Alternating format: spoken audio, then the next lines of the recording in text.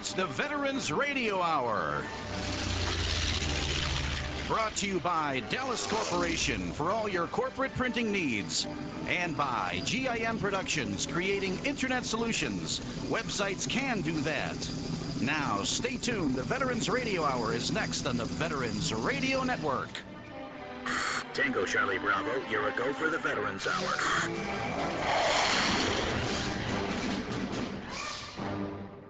So your company has a website. We are all familiar with how the web can be used to showcase information. But did you know the web can also be used as a medium to actually do something to help your business? GIM Productions delivers custom web-based technology and applications to meet the needs of your company. We have the experience and the expertise to deliver web applications, e-commerce solutions, and interactive multimedia. GIM Productions can help you in making difficult technology decisions. We work to make web technology work for your company, and we will be there along the way to support you as you grow. Our comprehensive team includes talented programmers, software developers, graphic designers, and network specialists that strive to bring you the best. Contact us at our toll-free number 1-887-256-6914 or email us at info@gimproductions.com.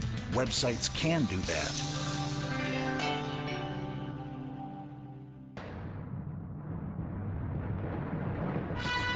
Welcome, one and all, to the Veterans Radio Hour. It's our tribute to all of those who served our great nation's armed forces, past and present, and their tremendous accounts of heroic duty and bravery. With your host, Brigadier General Dave Grange. And now, coming to you live from our Veterans Center studio, here is General Dave. Good evening, veterans and those who support our nation's military, its past, its present, and future sacrifices and the duty. This is our 21st show. The topic tonight is Iraq, and we got some great guests tonight, experts with a lot of experience. We have Colonel Retired Ed Chambelien, who is a Director of Workforce Development at the Georgia Department of Defense and a member of the Department of Defense's Command and Staff Team, Strategic Management Board. We have Lieutenant Colonel Retired Joe Repya, who a veteran, paratrooper, infantry, Vietnam. He currently owns his own aircraft sales company. We have John Wobensmith, who is the Director of Development and a lecturer in intelligence studies at the Institute of World Politics, also a veteran. And we have W. Thomas Smith, Jr., author and national freelance journalist. In a studio, our live studio tonight with us, we have several veterans joining us. We have Tom Jadanian, World War II veteran, prisoner of war from the Battle of the Bulge. We have Tom Rendell, Army Colonel, still on active duty. Brent Kaufman, Captain Reserve. He's the West Point Liaison Officer here in the Chicago area. Roy Dolgus, Chairman of the Veterans Council, City of Chicago. And Mark Demond, Senior, United States Air Force veteran. And now to you, Kenny. Dave, this is going to be a very, very important show tonight. I want everybody to know if they can call in at 866-928-2329. We'll try to get to your phone messages as well as on our discussion board. I see we've already got a group of people who know that we're talking about the war in Iraq tonight. So Dave, take it from there. Okay, dedication tonight. Every show we do a dedication to someone that means a lot to us, to the United States military. And tonight, it's a little unusual case, and I think you'll get as emotional as I was when I read about this Justin Bryce. He's a 10-year-old boy, and he died on Christmas Day this last year of liver cancer. And our show tonight's dedicated to Justin. He made a wish to the Make-A-Wish Foundation, and what he wanted was to outrank his brother, Private Raymond Bryce of the 10th Mountain Division. The Make-A-Wish Foundation contacted the United States Army, and the Army made it happen.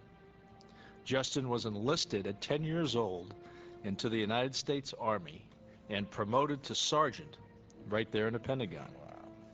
He was allowed to fire an M16 with night vision devices.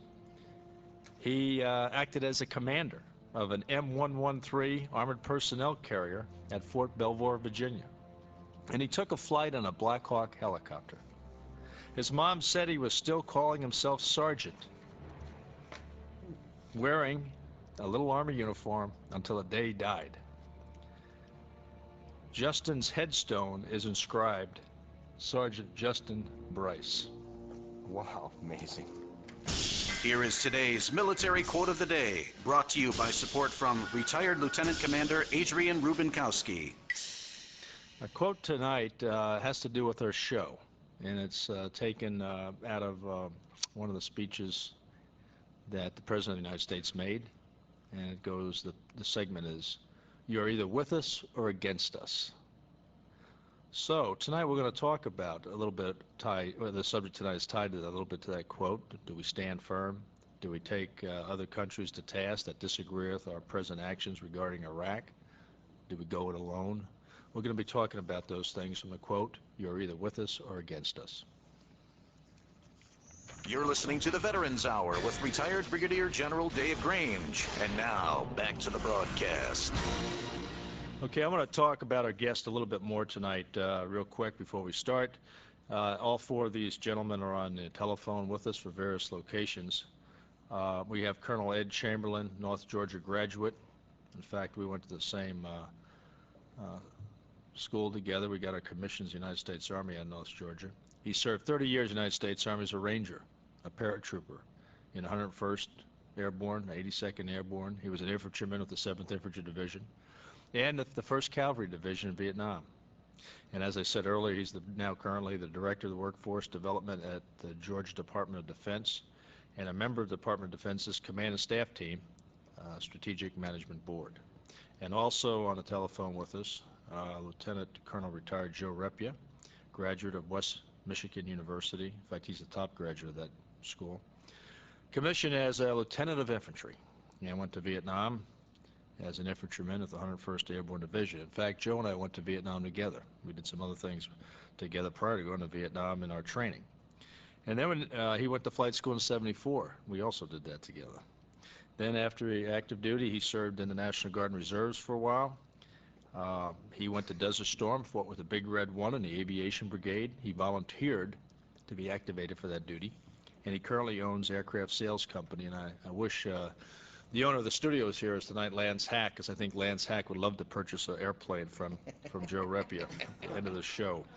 John Wobensmith, met John last year, really a great guy. He's participated with us with the Institute of World Politics, his institution, on a conference last year, and we're going to do a conference together this coming year. It has to do with the capabilities of our intelligence infrastructure in the United States of America.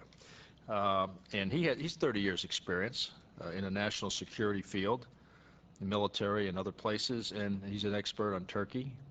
He served there, I think, for 2 or 3 years, and tonight in our subject of Iraq, we're going to touch on Turkey as well with that relationship. And then Thomas Smith, W. Thomas Smith, Jr., author, national freelance journalist, also a veteran, Marine, paratrooper, shipboard special weapons security and counterterrorist instructor. He's the author of the Encyclopedia of the CIA, which, by the way, is not out yet, but it will be out this year in April. And he writes for many different sources, USA Today, U.S. News and World Report, Business Week, and others. So we have all four of these gentlemen with us tonight, and we're very fortunate to have that kind of a lineup on this show with the subject on Iraq. And I'd like to turn to Ed Chambelien first. And Ed, are you there, sir? I'm here, Dave. Good evening. Yeah, good evening to you. And thanks for joining us tonight on this subject on Iraq. Actually, we could have brought you in with your background any of the shows we've had. We've had over 20, as I mentioned earlier. Shows on Rangers and what we've done for veterans or not done, and different subjects like that. Really, really good ones. But you wrote some great articles for the Tribune, a newspaper that I'm somewhat associated with, from the foundation, McCormick Tribune Foundation. And you wrote some good articles in a perspective of an infantryman, what you find on the ground, what the influences of the enemy, the terrain, our friendly forces, etc. And what I'd like to start off the discussion with, Ed, is, and by the way, all these guys tonight, I'm going to ask them some questions that people ask me all the time at CNN and other places. It's my turn. But I'll be happy to answer any questions anybody has in call-ins as well. But first of all, Ed, do you think there will be a war with Iraq before, let's say, this summer? I think if we're going to have one, Dave, it has to be before this summer. And, there's a lot of variables out there, but I'd say that, using the old standard, greater than a 50-50 chance that we're going to see that combat. Yeah, and if you would, Ed, tell the listeners why it's so important before this summer. I think primarily, well, actually two reasons. One has to do with the coalition, but I think primarily, and hopefully the direction you're going, is when you're looking at the MET-T analysis of that. When you look at the chemical, primarily capability that Saddam Hussein has, and his unrestrained use of that, his demonstrated use of chemical weapons, we want to get over there and be able to prosecute that war in MOP-4 military, or the protective posture. And of course that has us wearing an awful lot of heavy garb, and as the temperatures rise later in the year, it really makes that combat much more difficult and much more strenuous for our soldiers. Yeah, and another piece on the weather, the terrain, and that. A question on the terrain, go no-go terrain, the condition of the ground if you have to attack, let's say from the south to north. What is the influences there? Well, there's really a lot of canalization out there, and where most folks think, well, that's wide open desert with our armor heavy forces. We just roll across that. When you get down and do the detailed terrain analysis, you find that there are tremendous areas that are in fact no-go, and not really appropriate for our light infantry either, because all we would do would be force the enemy to bypass. And I think here we're looking at a very fast maneuver type of warfare. We want to be able to get in there where we have that maximum mobility, be able to use our firepower, mobility, and the combined arms capability, and quickly get in and defeat. Yeah, and Ed, before I go to one of our other guests, could you tell me, tell the audience actually, what you did in the Desert Storm the first time? Dave, during Desert Storm, I was the division chief for Special Operations Division, working out of the Pentagon, and then directing operations and working operations out of KKMC. Yeah, and explain KKMC.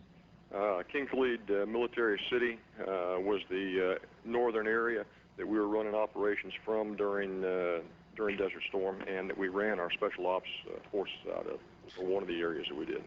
Okay. All right. Thank you, Ed. And we're going to bounce around. We'll be back to you in just a minute. I want to go to John Wobensmith. John, are you with us from Washington, D.C., sir? Good evening, Dave. Yes, I am. Nice to be with you. Yeah. Thank you for being with us on this 21st show. With the feeling, I'm going to ask you the same question. The feeling you have in the Washington area there, the different groups that you work with on some of the think tanks and studies and paper presentations, et cetera. What's the feel there on war is right around the corner or maybe delayed? What's your feel on it? Well, it certainly looks like that we're getting very close to having it happen. But I think one of the things that we always have to keep in mind is it really is up to Saddam Hussein as to whether or not there's going to be a war. I mean, he's under the gun to come forth with the proof that he is indeed complying with the United Nations resolution. The point of it is that so far under 1441 and the others, he simply hasn't done it.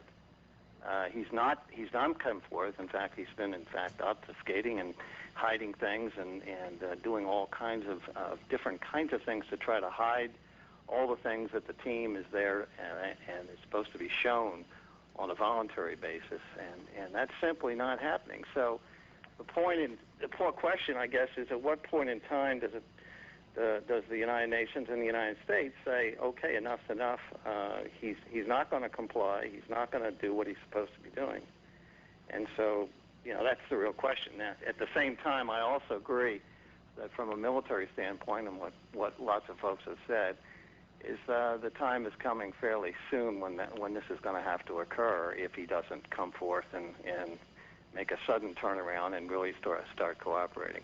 Now, on your statement, John, on the cooperation, I take it you're looking at it not from November 27th to January 27th, but you're taking it back 12 years ago.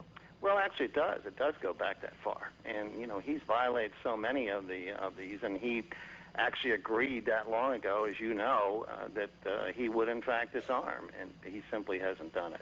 Yeah. I'm going to ask you a couple questions on some allies later on, and Sure. especially Turkey, but I want to hit you with one question on Turkey real quick. Do we have to have Turkey to go?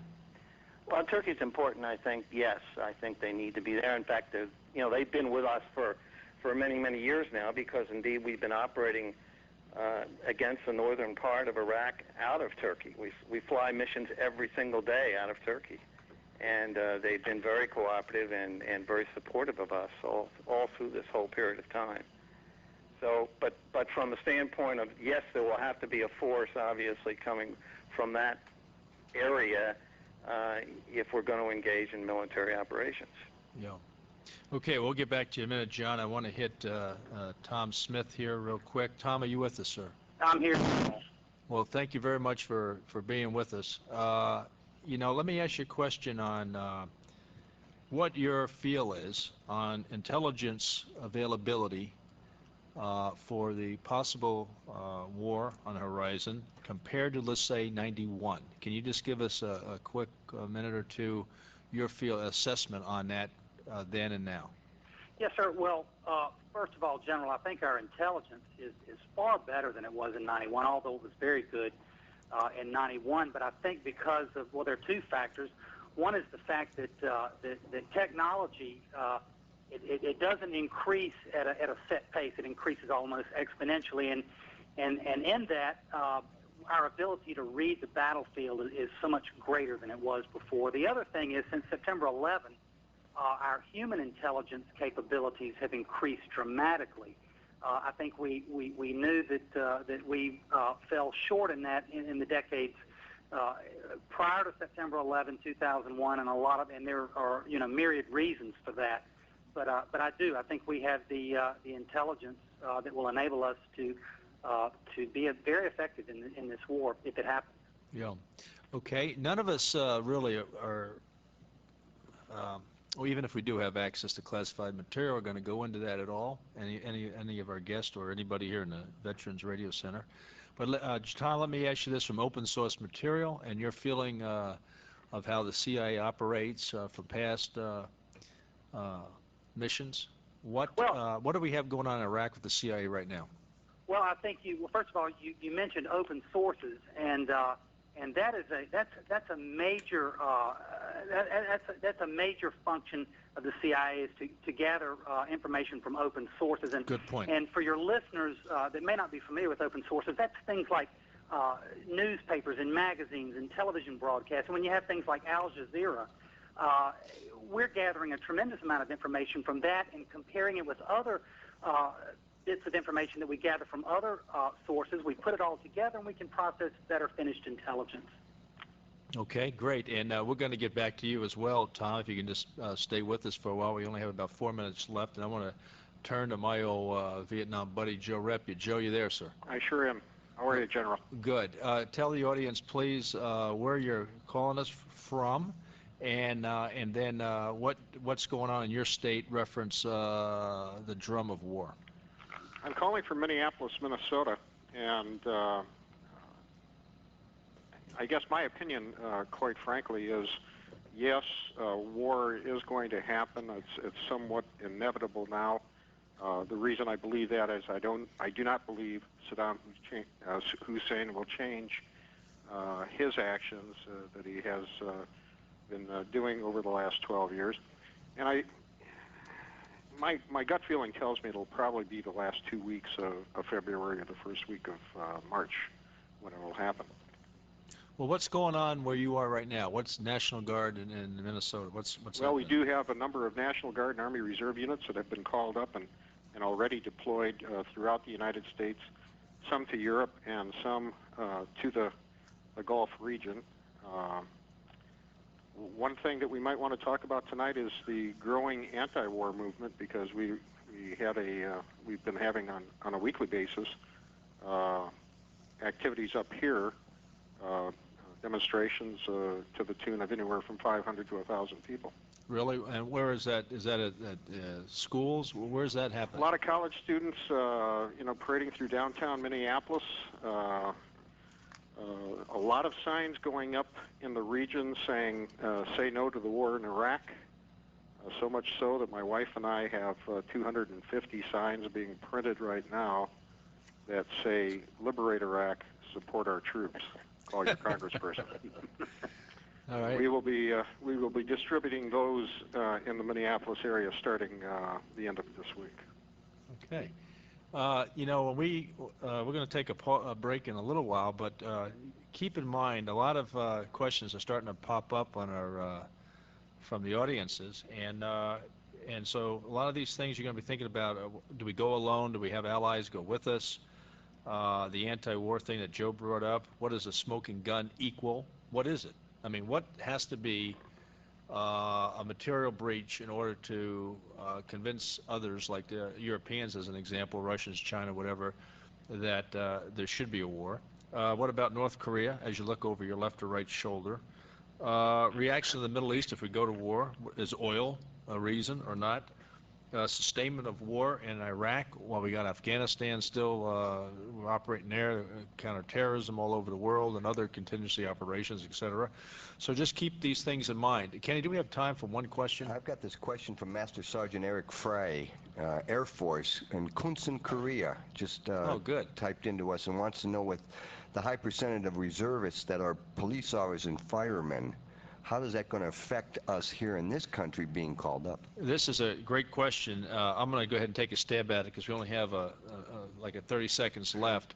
What we have right now, I know, for instance, even here in the Chicagoland area, is that a lot of the infantry units, a lot of those troops are police officers, and there's firefighters as well. I gave a little farewell talk to the 20th Special Forces Group company the other day on the way to Afghanistan.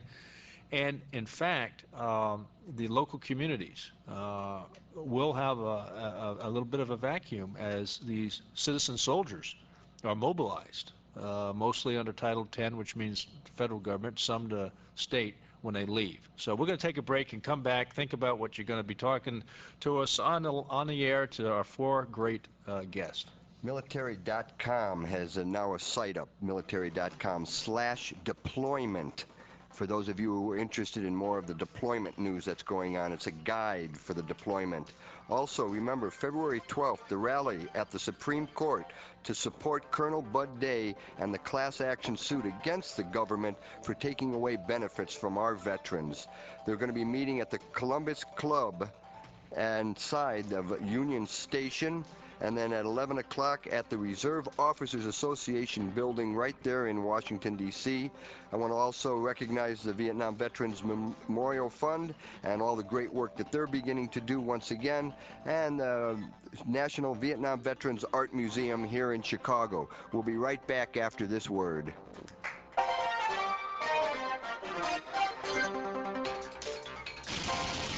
You're listening to the Veterans Hour on the Talk Radio Network.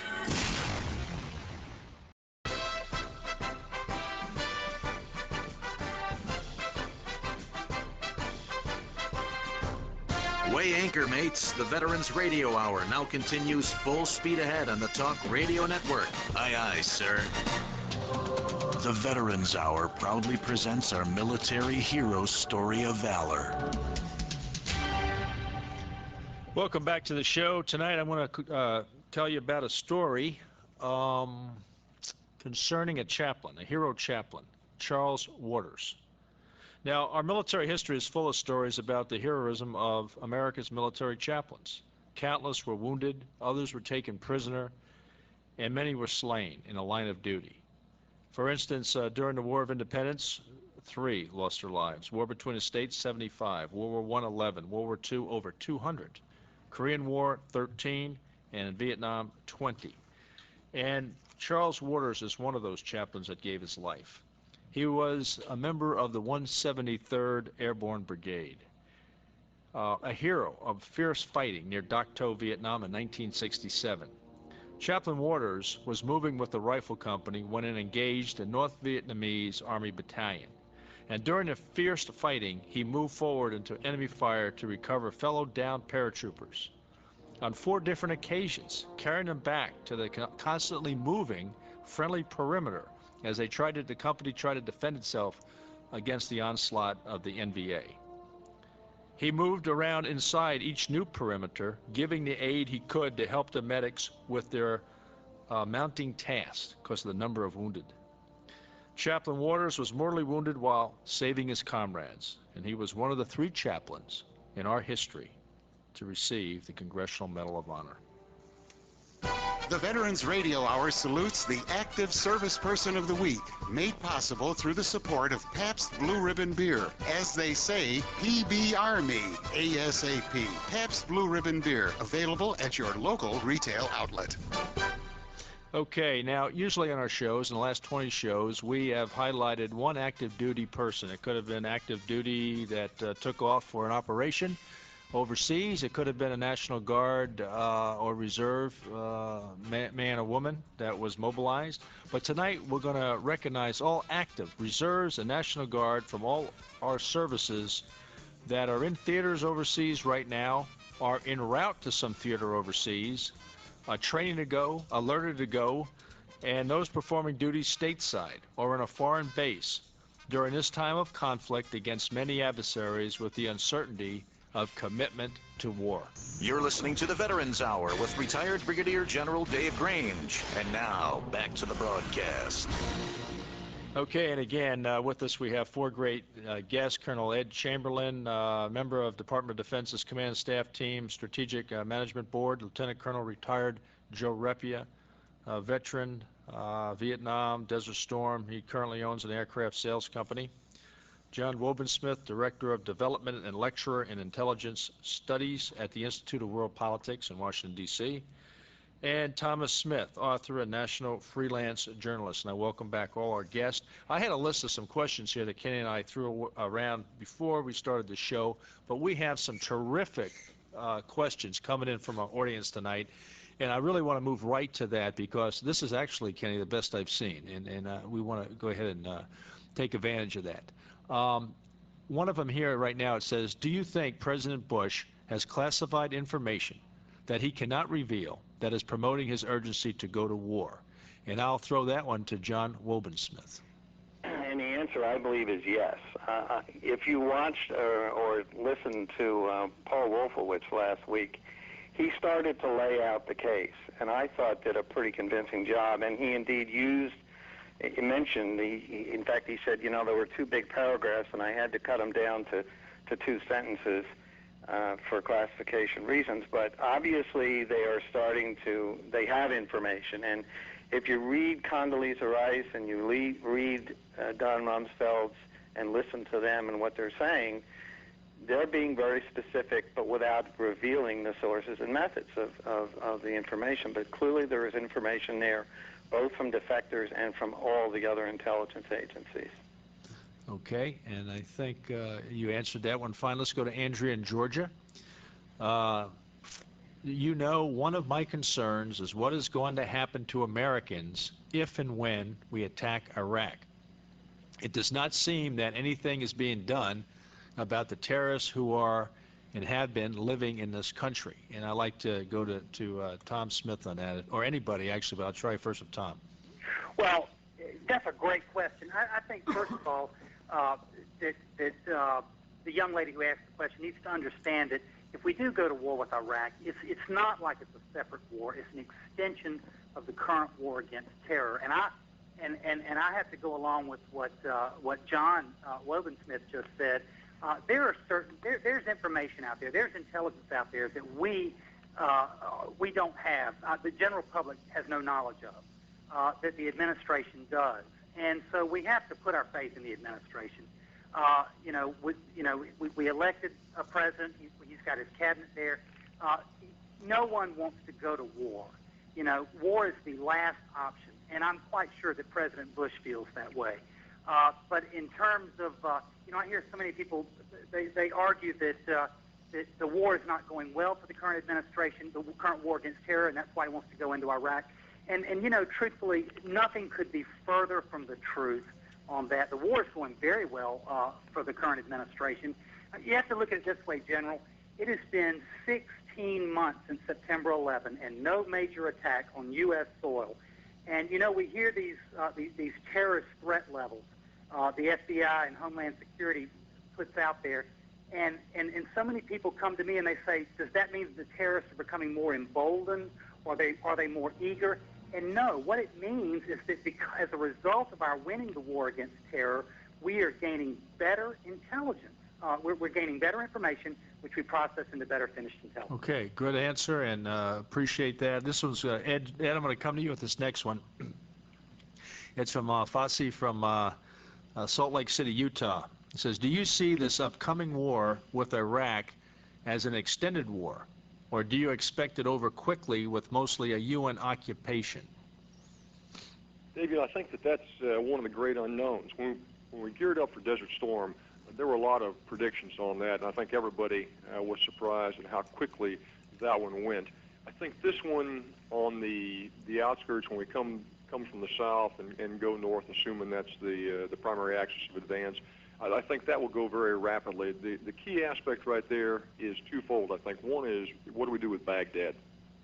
And you read the different experts out there talking about how we would approach that, and I think that the consensus pretty much is that we almost have to bypass that. We don't want to get drawn out into some kind of a long urban warfare. You know, we're not geared for it. We're not prepared, and I don't think the American population is prepared for the media event of collateral damage and everything else. But having said that, I believe that we can go in and very rapidly achieve all of the strategic objectives and isolate Hussein and Baghdad and just leave them in there. So it will go quickly on the initial stages. Then I think the long-term aspect is, how do we run the coalition to take care of the country after we finish the actual active combat? Right. Let me go to Joe Repya. Thank you, Ed. That was a good summary.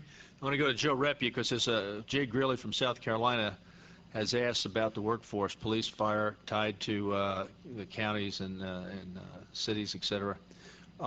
Joe, with what we got going on in Afghanistan, the war on terrorism here, there, and everywhere, on the horizons, possibly Iraq, and with the mobilization now, it's going to be here pretty soon, close to 100,000 for Title 32 and 10, both state and federal.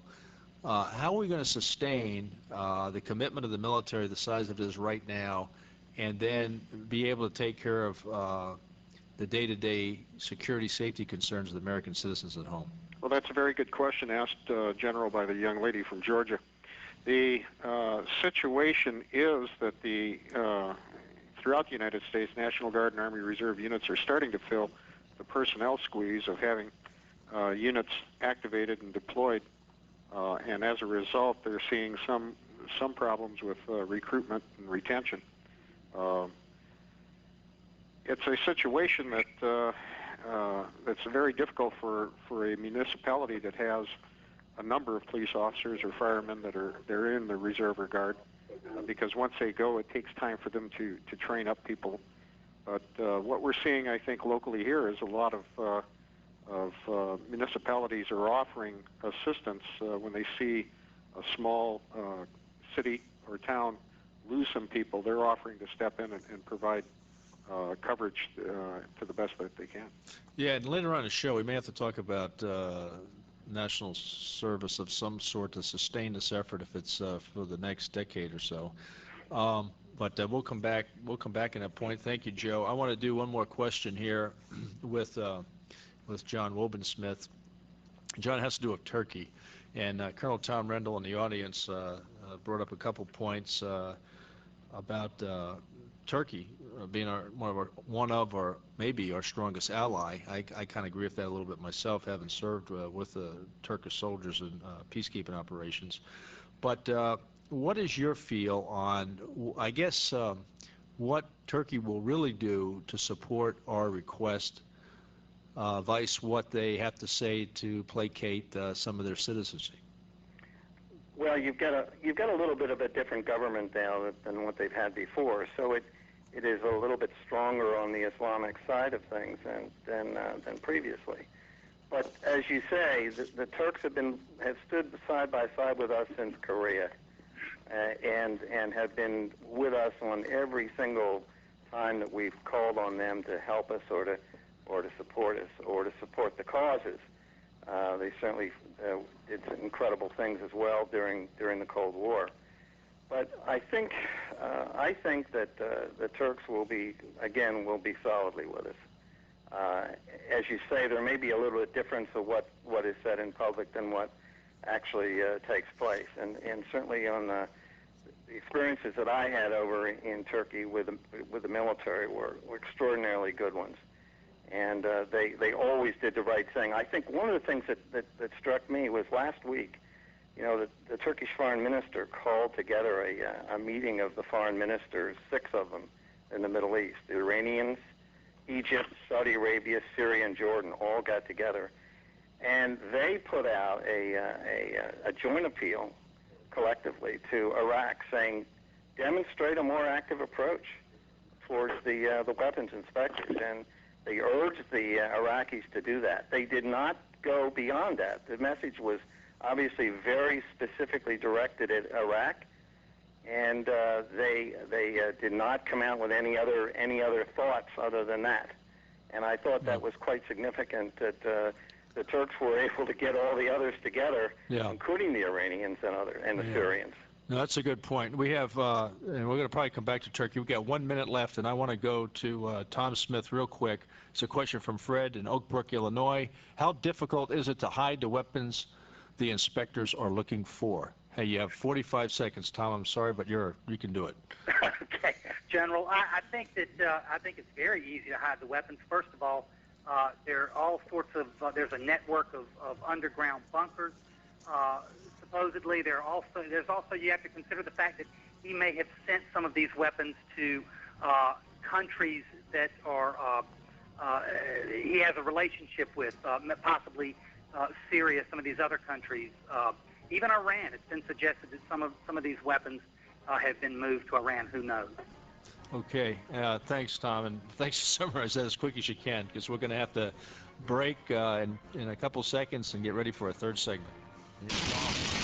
You're listening to the Veterans Hour on the Talk Radio Network.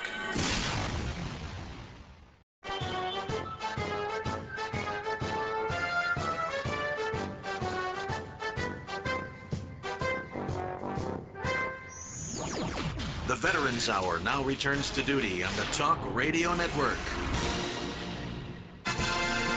And now, with the update on military news from around the world, here's General Dave reporting. Okay, I'm going to change this a little bit, and we're going to do a little bit of the update news a little bit later because we have great guests on, and we have all kinds of questions coming in. So I'm going to go back to our guests.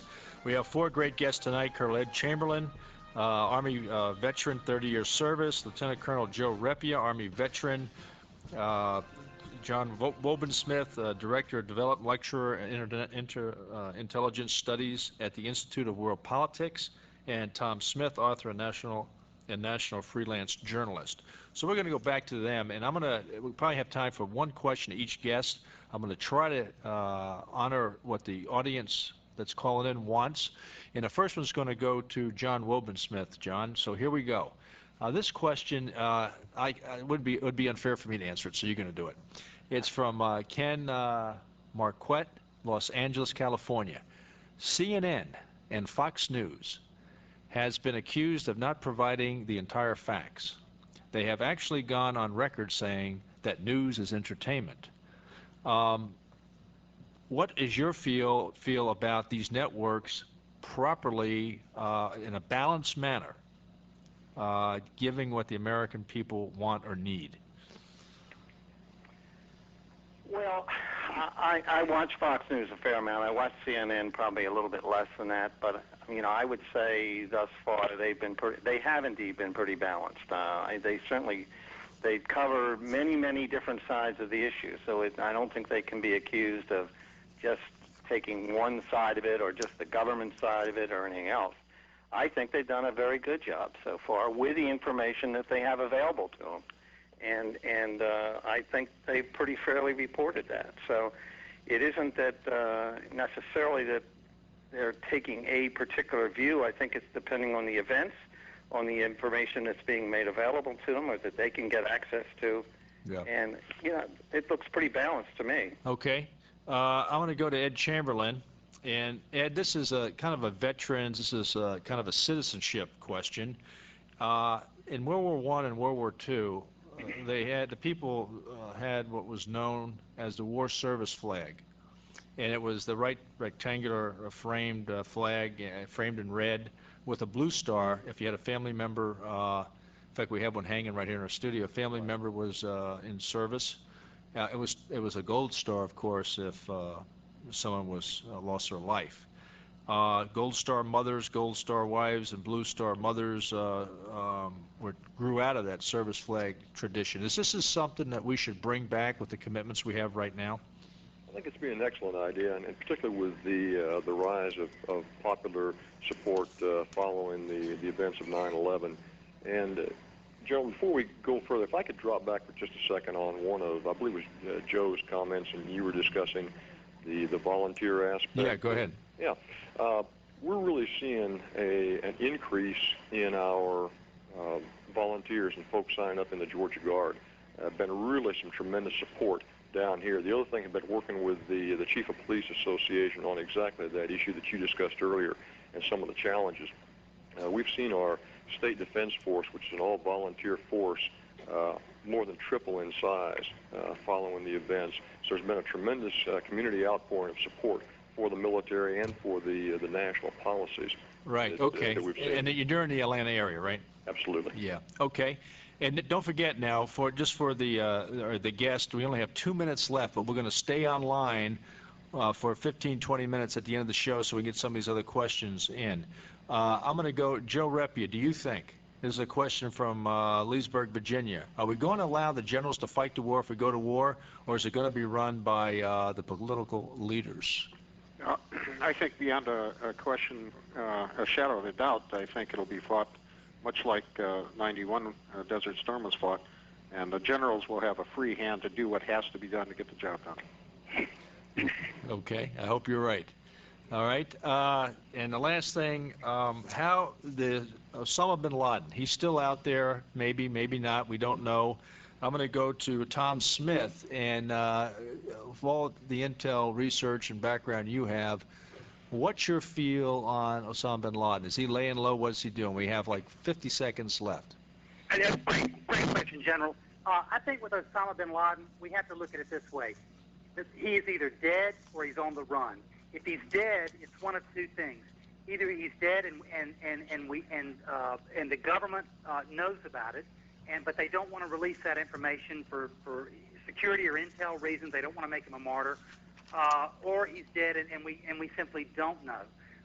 But either way, things aren't going well for Osama bin Laden. Okay, well, thank you, Tom, and hopefully the guests can stay on with us. We have to do a quick summary here, Kenny and I. This is our 21st show, and we've had some great shows in the past. I personally have to take a pause from the show due to prior commitments with what's picking up, talking about this possible war, and also as we work out sponsors to keep the show as robust as it should be, so we can reach out to all the American people, and especially the GIs that are here and there around the world. Some of our great past shows, Kenny, were give the audience some flavor. Well, we've done everything from the USO show. Next week, by the way, we're doing one on homeless veterans, which is a very big thing today in the American Legion magazine. Yeah, we've had honoring our veterans. We had Senator Chuck Hagel. We've done one on prisoners of war missing in action with veterans from Europe, the Pacific, Vietnam. We've done Rangers. We've had General Downing on. VA benefits with the Undersecretary of VA. Survivors of Pearl Harbor. We had Colonel Bud Day with us and Joe Galloway. Yeah. It's been very, very unique. We've had the best. So we even had your birthday party here on one of the shows, which is very, very nice. Yeah. I think what we're going to do now, we're going to come back onto the web. We're going to bring out Mark DeMint for a moment. This goes out to all the veterans, especially our World War II buddies, and to those being deployed right now. we're going to now sing one for you.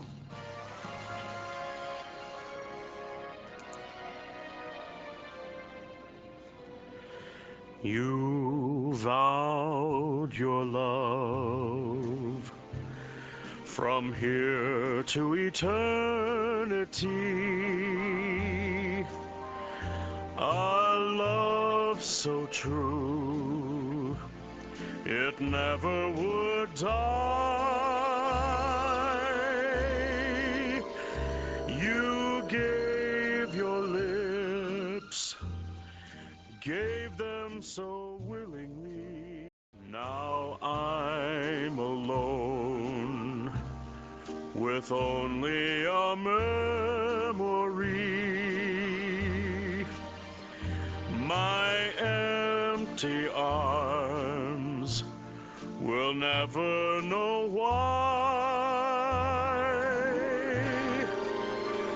Though you are gone, this love that you left with me will live from here to eternity.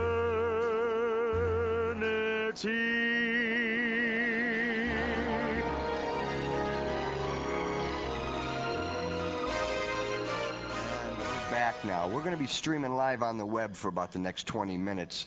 We're going to bring back with us, of course, W. Thomas Smith Jr., Joe Repya, John Wobensmith, Ed Chambelien. We might even have one or two more. And it looks like, General Dave, we've got quite a few more good questions coming in. But I know you have a special summary we need to talk about. Yeah, I do. And I could just picture, I know Joe Repya was dancing with his wife on that last tune, which is only appropriate. You know, he's getting pretty old. In fact, he left me in Vietnam and came back and told me to stay a little longer. And I think Joe was trying to get activated for this upcoming, one of these upcoming missions, but I don't know if they'd let him do it or not, but we'll ask him that in a second. Anyway, just something that we wanted to put in the show, and 1 hour really is about 40 minutes, and it goes so fast, and when you have 4 great guests and a lot of people calling in and writing in from the audience, it's just not enough time. It ought to be a 2-hour show. Anyway, I just want to relate a story from you. It's from Master Sergeant Sam Rodriguez from the 7th Special Forces Group, and he was with a group of soldiers that were wounded in Afghanistan. And he relates a story from Walter Reed when he was at the hospital visiting one of his soldiers when the President of the United States came in. And the President came in to visit 5 soldiers that were wounded. And specifically in the room that Master Sergeant Rodriguez was in was one of his troopers, Staff Sergeant Cortinas. And as the President entered the room, he spoke Spanish to the family. He said hello to everyone and positioned himself on the left side of Sergeant Cortinas' bed. He said hello to his mom and his wife, and then to Sergeant Cortinas. He then looked at me and reached across the room and shook his hand, my hand. And that's Sergeant Rodriguez talking. Mr. Bush told the Cortinas family in Spanish to say hello to his mother the next time they were in Texas, because he hadn't seen her for a while. The President then turned his attention to Sergeant Cortinas and instructed, as he was getting ready to talk, Sergeant Cortinas took the initiative and instructed his wife to hand the President a silver 7th Special Forces Group coin as a gift for coming to see him and the other wounded soldiers. After thanking him, he told Sergeant Cortinas that he had something for him as well, and he awarded him the Bronze Star. The President pinned the award to Sergeant Cortinas' hospital gown, and Sergeant Cortinas thanked the President and extended his amputated left arm to the President to shake. The President grabbed his amputated limb with both hands and shook it.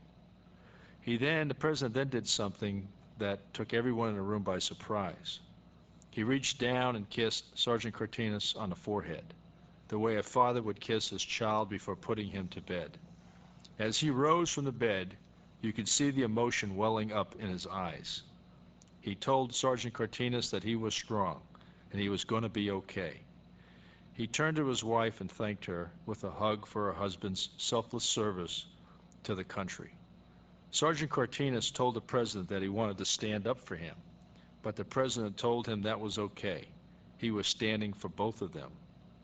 Jerry then told the president that Sergeant Cortinas then told the president after he was completely healed, he wanted to go back overseas and continue to fight the war.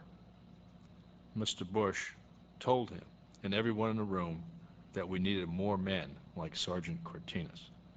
So I wanted to share that story with you because this is a story, they use the word president, but this is a story of how a commander-in-chief of our armed forces should act.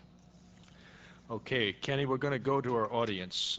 Some of the questions that we have for our guests, they're graciously staying with us a little bit longer, 10, 15 minutes. Do you have one here that you want to relay? I'd like to know, John Wobensmith, I know, is still on with us here, and we've got something that came in from Irish Ken. I'm not sure what state he's from, but I think it's Ken Irish. I think that's, yeah, he's got there's a comment there. I think his name's Ken Irish. Go ahead. Ken Irish. That CNN was thrown out of Israel just recently for their pro-Palestinian position. Is that true? Do we know anything about this? I don't know. I honestly don't know. I haven't heard it. Mm-hmm. Okay, well, I guess we should get to some of the back to these Iraq questions, because that one just popped up and I found it quite interesting. Carol in Georgia wants to know, what does everybody think about the human shields? Tom? I think it's outrageous, but it doesn't surprise me in the least, General. Yeah, you know, this is a tactic. We all know that this is a tactic. People like Saddam, it could be Milosevic. Anybody is going to use, and they're an underdog in this regard because they're going to use asymmetrical means. They're going to use people as cover, as well as camouflaging their agents or whatever, but as cover. Go ahead. But you know what it also tells me, General? It shows a little bit of the mind of Saddam Hussein. If he would do that, then surely he would have no qualms about using weapons of mass destruction, which goes back to the idea, you know, should we go to war to stop this man, or do we want to be surprised, you know, a year, 2 years down the road? Yeah. Well, here, you know, some of the audience just. Colonel Rendell just brought up a point, and I heard this on the radio, I think, today. Yeah. Was it? Yeah, maybe. Anyway, that a bunch of Americans are going to go over to Iraq to volunteer as human shields. John, Ed, Joe, anybody, would this be considered being a traitor? If, in fact, we do go to war, that Americans would go over there around possible targets and act as human shields? Well, you know, and this is Joe Repya speaking. This country has a lot of freedoms, and we allow people to do some pretty stupid things sometimes. And they have the freedom to do that if they want to. I think precedent has been set. You had Jane Fonda go to North Vietnam, and nothing ever happened to her. And well, that doesn't mean that some people don't think that it shouldn't. So as a result, are they traitors? Yeah, in the mindset of those of us who have served, absolutely. Will anything become of them? Once again, it depends if they're standing on one of the targets once the war begins. Okay. Anybody else have to add to, and want to add to that? Yeah, I remember this, John Wobensmith. I remember that actually that was played to some of our soldiers that were over there, and the answer from a couple of Marines were, if they get in, you know, if they're going to be a human shield and stand in front of me, and they're in my way, they're going to get shot, and that's the way it is. I understand that some volunteers are veterans that volunteered to do this. Yeah, but if you look at the rest of their reputations, I think you'll find some of them have a pretty scary past. Yeah. Okay, I want to go. And I think they have a political agenda as well. This is Joe Repya speaking. That they've been demonstrating when they've spoken on CNN and the Fox News Network. Yeah, I agree with you. I want to go to Linda in Chicago, Illinois, and this is, we all have some. Everybody on the panel here, our guest, has had some experience either in training or just dealing with the threat of use of chemical biological weapons. And Linda has a question here. It says, is it true that our military has already predicted if we go to war with Iraq, our troops that are exposed to biological weapons, if they're killed by these weapons, are the bodies gathered together and burned, or what procedures are taken if they're contaminated? This gets into the triage, how you handle medically those that are wounded by or killed by chemical biological agents. Anybody want to take a stab at that? Hi, is that Chambelien, General? Yeah. I think that that's going to depend on what the contamination is, but I think that is highly unlikely that we would do something like that. I think that the state of our medical ability and decontamination ability, particularly on chemical, I think we can almost unequivocally say that is not going to occur.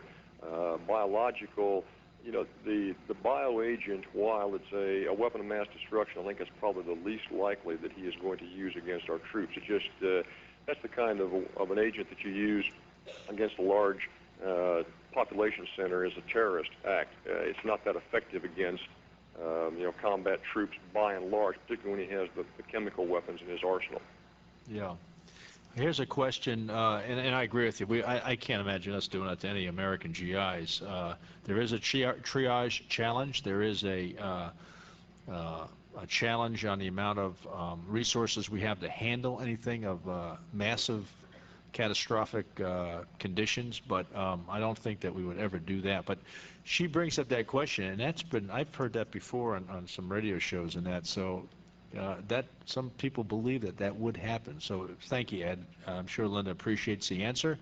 And there's hey, Dave, if I could just add one little additional thing to that, and that is, as Ed was just saying, this is indeed a weapon of terror, probably more likely than anything else. And so it gives more impetus to trying to indeed take these kinds of things away from the terrorists, or not let it fall into their hands from the Iraqis. Yeah, and let me and just hold it a minute, if you would, John, because Paul from Naperville, Illinois, has a question that's tied to what you just started to talk about. Will the U.S. well, first of all, do we think that Saddam or his son Uday or one of the others would use biological chemical weapons if we go to war this time? I'd like to tackle that, General. All right, go ahead. He has. He's already used weapons of mass destruction before, and he's used them on his own people. So I don't think there's any doubt. You know, and it kind of goes back to some of the naysayers about the fact that whether or not we go to war, and is there a double standard between Iraq and North Korea? I think that North Korea is a threat. It's a danger. Iraq is, of course, a threat and a danger. But here's the difference. North Korea probably has one, maybe two nuclear weapons. They have weapons of mass destruction. But I feel like they would use a weapon of mass destruction if they justified in their minds that they were threatened in some way. I think Saddam Hussein would use a weapon of mass destruction if he thought he could get away with it, simply to kill infidels. That's my personal opinion. So I think you can't compare the two, and I think he absolutely would use them if he was backed against the wall. Yeah. Does everybody else out there on the panel agree with that? Yeah, General, this is Joe Repya. I think the wild card here is what if he uses anywhere from 12 to 24 scuds that we believe that he still possesses to fire chemical weapons into Israel. Mm-hmm. I think that at that point in time, all bets are off, and I think there's going to be a massive retaliation by the Israelis. Okay, what type of retaliation by the Israelis? What type of retaliation by the United States of America if Iraq uses chemical biological weapons? Once again, Joe Repya, I believe that if that were to happen, once again, my own opinion is that the Israelis will go nuclear. John, anybody else? John, Tom? I agree. Yeah, this is Ed. I think that the Israelis definitely would, and I know that one of the major concerns we had in Desert Storm was the challenge of the Israelis doing that and damaging the coalition.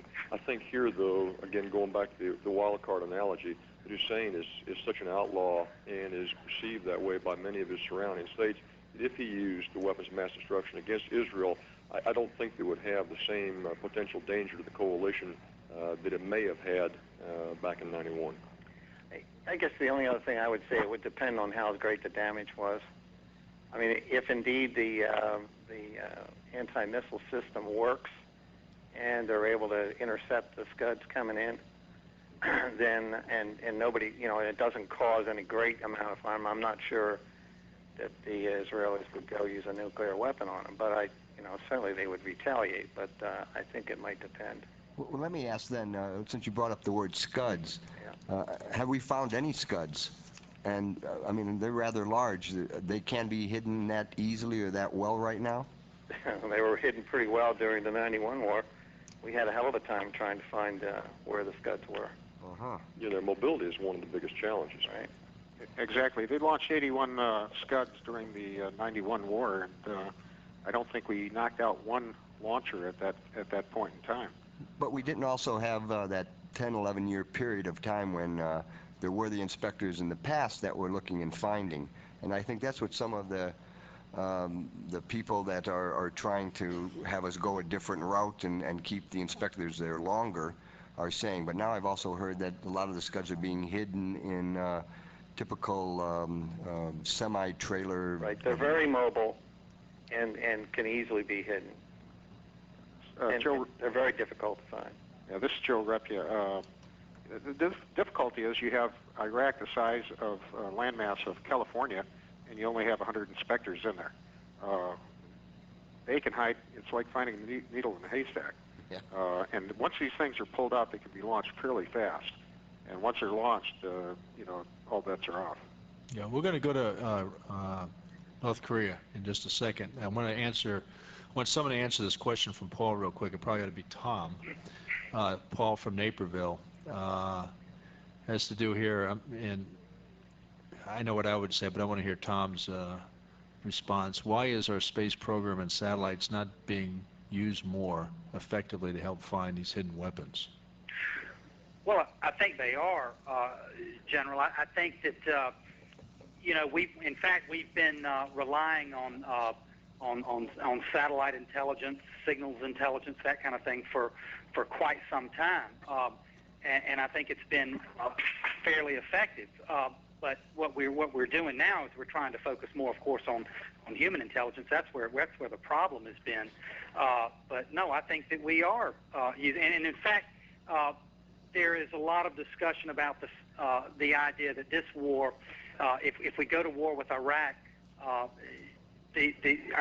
guided missile capability will be so much greater. There will be, I think there was 10% of our munitions were guided in the Gulf War, and now there maybe 60 to 80% would be guided, and a lot of our soldiers on the ground have GPS systems with them, that kind of thing. So we're making tremendous use of satellites on all fronts, not just in trying to locate these weapons, but also with the operational side in terms of our military forces. Yeah. Okay. General, I'd like to just jump in here for just a minute. Joe Repya once again. I do not believe that Saddam Hussein is suicidal. Best case scenario is once the tanks start rolling, he and his inner circle and family pack up and ship off to another country, a neutral country that will take them in exile. And I seriously hope that is the case. But every scenario needs to be explored. You know, this Tom talked about the UMENT capability. Tom, what's your feel on the UMENT capability by the CIA and others for the possible upcoming Iraqi mission? I think far greater than it was before September 11, 2001, and we had some problems beforehand, but I think our hands were basically tied in terms of human intelligence before September 11, but the gloves have been removed, and so I think that look at it this way, General. In a matter of days after September 11, 2001, we had CIA operatives on the ground in Afghanistan, and then it was less than a month. American and British warplanes were flying strikes against targets in Afghanistan, and then a few days after that, we had ground forces on the ground there. We had warm bodies on the ground. So I think we're going to see the same thing here. I'm quite sure there are probably people on the ground right now other than just the weapons inspectors. Yeah. Yeah, but I doubt that they're going to be in downtown Baghdad. I agree with that. They may be up in the Kurdish area, or they may be down in the south, but they're not going to have an effective human operation going on inside the area that Saddam controls. And that brings another thing to mind. When you talk about in downtown Baghdad, if we have our mission here will be to effect a regime change. Well, that is going to bring up fighting in an urban environment, and we saw just how terrible that can be in Mogadishu in 1993. But I think what's happened, and our ability to fight in an urban environment is so much better even than it was, say, in 1991 during the Gulf War, because we've had Army and Marine units training in cities really all over the world. I know for a fact here in Columbia 2 years ago, in Columbia, South Carolina, there were Marines training for 3 days in downtown Columbia. And I know Army Rangers have trained up in Charlotte or Raleigh, North Carolina. So, it's a tough fight in an urban environment, as all of you gentlemen know. Well, let's go to that. Let's go to the urban environment for a minute with Ed Chambelien. Let him comment on what you just said, reference the capability now compared to 91. Thanks, Dave.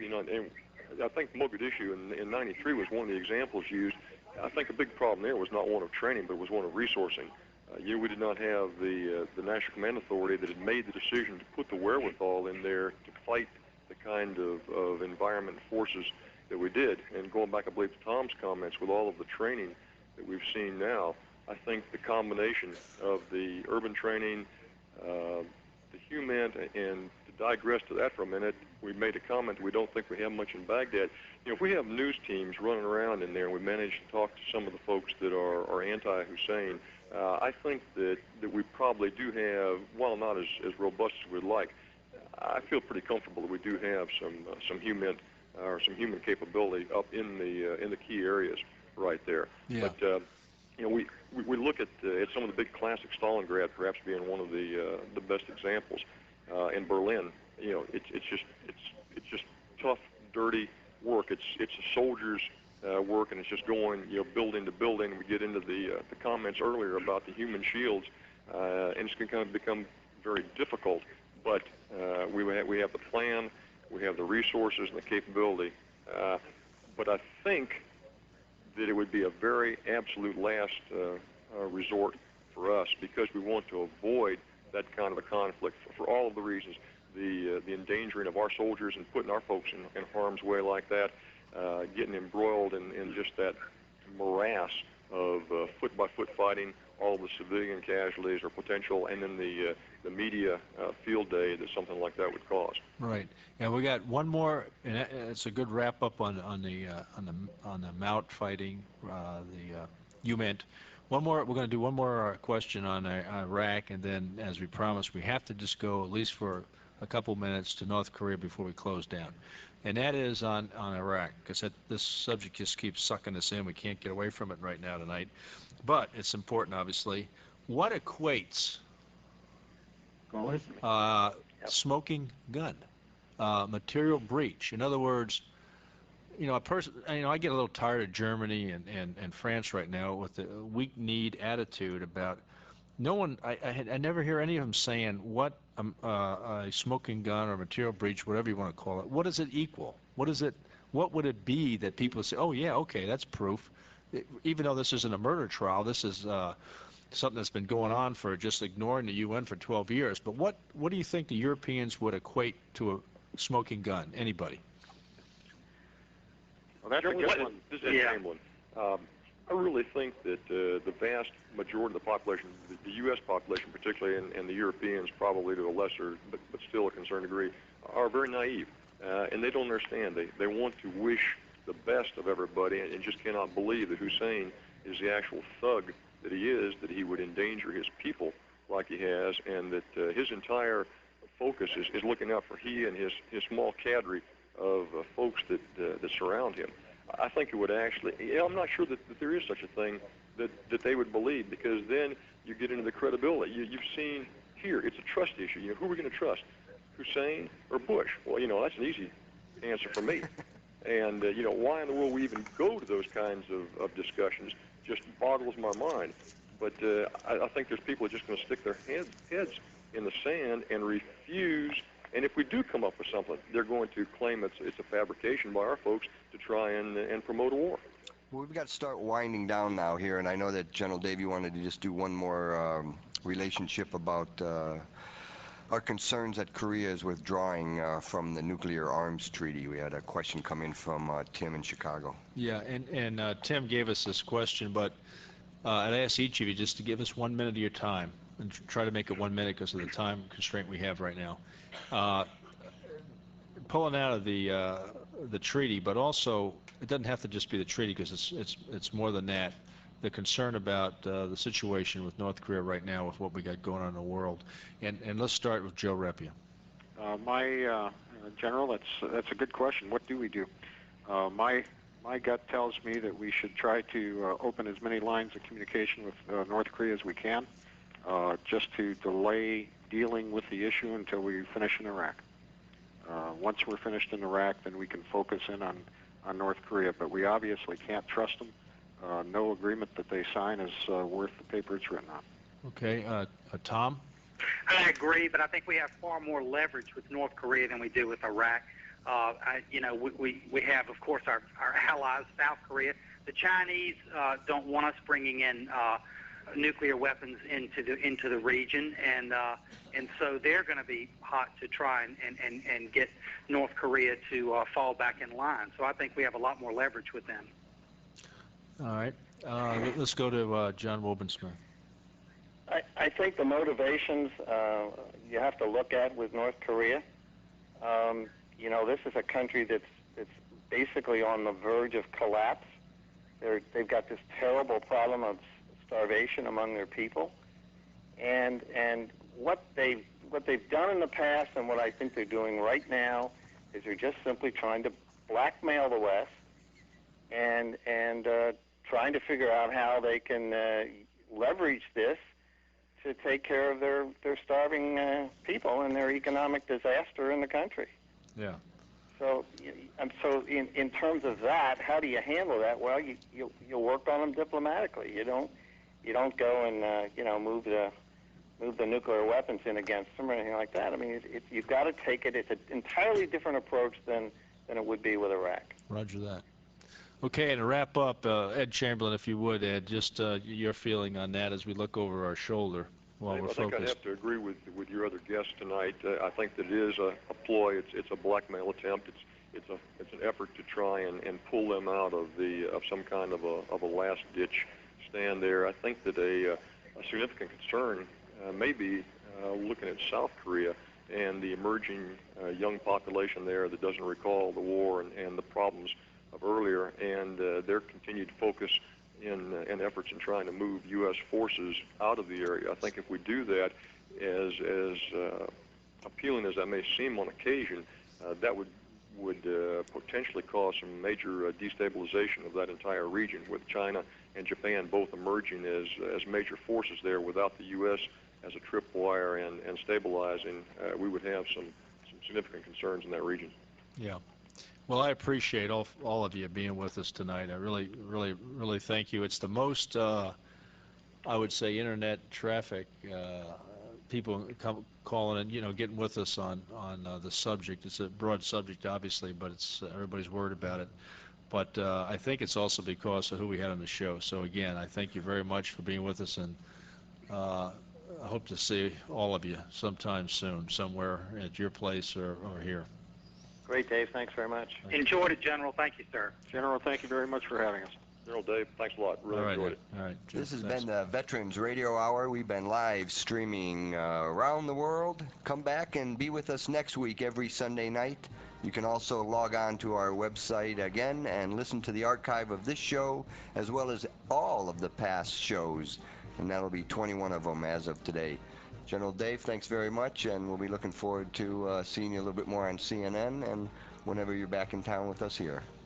And we are out of here.